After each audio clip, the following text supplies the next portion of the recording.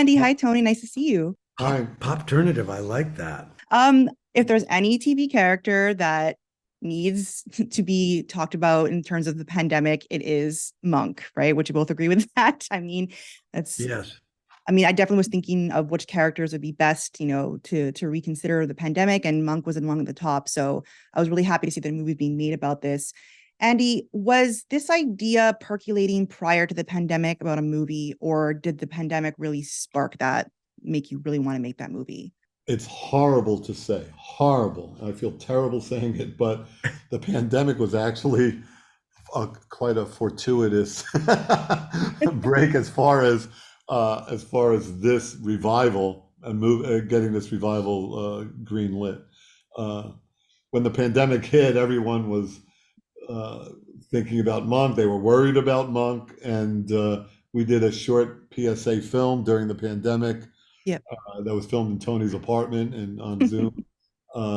And that, I think, sort of got the ball rolling and got Peacock interested in perhaps doing a feature film. Yeah. And Tony, what was your initial thoughts when you were approached with the idea of a movie? Well, we had talked about doing a Monk movie prior to the pandemic, a number of years really after we wrapped the show in '09. Andy, the network approached us, or Andy approached the network, and there were a couple of scripts in the pipeline. For some reason, they just didn't get any traction, and everybody kind of just stepped back from it and thought maybe best to just lay low and wait, and then for a better moment.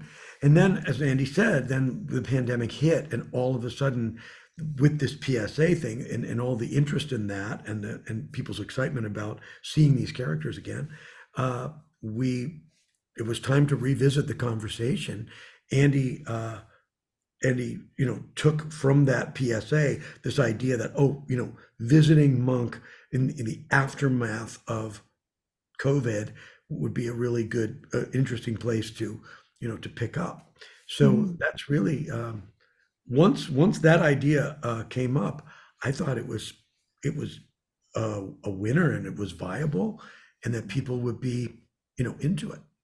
Yeah. And obviously, the show's always been about bringing dark ideas together with comedy, but I think things have gone to another level in this movie with the dark side of mental health.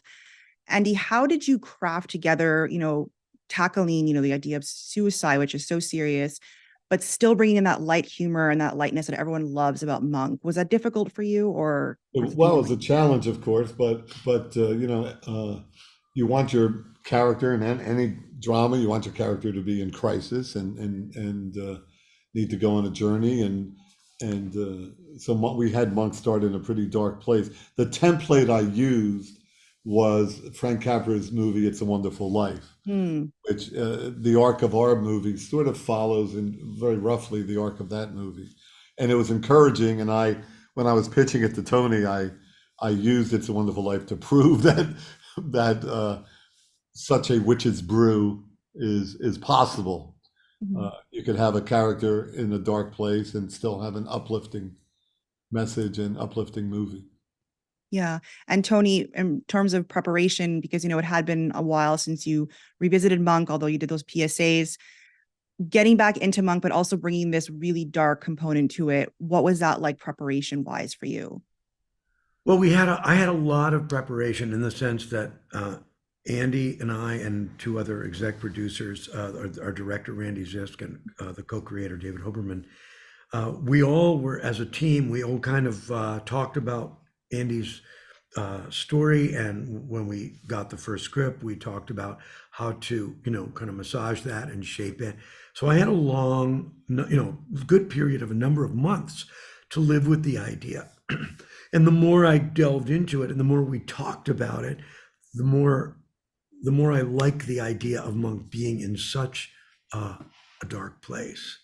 It made sense, and it was reflective of where everybody's, it was reflective of where people's heads were after the pandemic. I mean, the pandemic set a lot of people back, and people, of course, people lost family members and friends and people, there was a lot of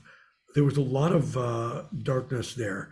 Yeah. And so I felt that it would be relatable to have our super sensitive character of Adrian Monk in such a dark and devastated position to start the story. Absolutely. And just quickly before we go, this movie has meant a lot to the fans of Monk, and it's also introduced new people to Monk that probably weren't into it before. What are you hoping quickly fans get out of this who might not have been with Monk the whole time and are now hoping to maybe revisit it? Are you hoping they will go back and watch the shows, or are you hoping they'll just, like, what do you want them to get out of it?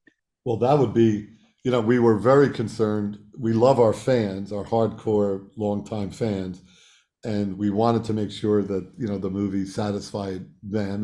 The movie, in many ways, was a love letter to our fans. But what you're describing would be icing on the cake. New people, new people discovering the character through the movie, and then going back and starting at the beginning of starting with the pilot and just kind of watching it through. That would be so fun. You know what's interesting? When our movie begins with a clip of the original pilot, the opening scene, and when you watch it on Peacock, when you watch this movie, our new movie, and you watch it all the way through, at the end of this movie, Peacock feeds you. It starts the pilot. It starts brilliant marketing.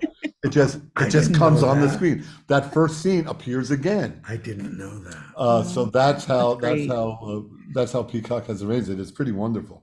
Well, thank you both so much for your time, and everyone can check out the movie now streaming on Peacock. Thank you. Thank you very much. Thank you. Thank you for tuning in to Popternative. Make sure to check out our past episodes of Popternative on YouTube. This has been an Autograph Communications production.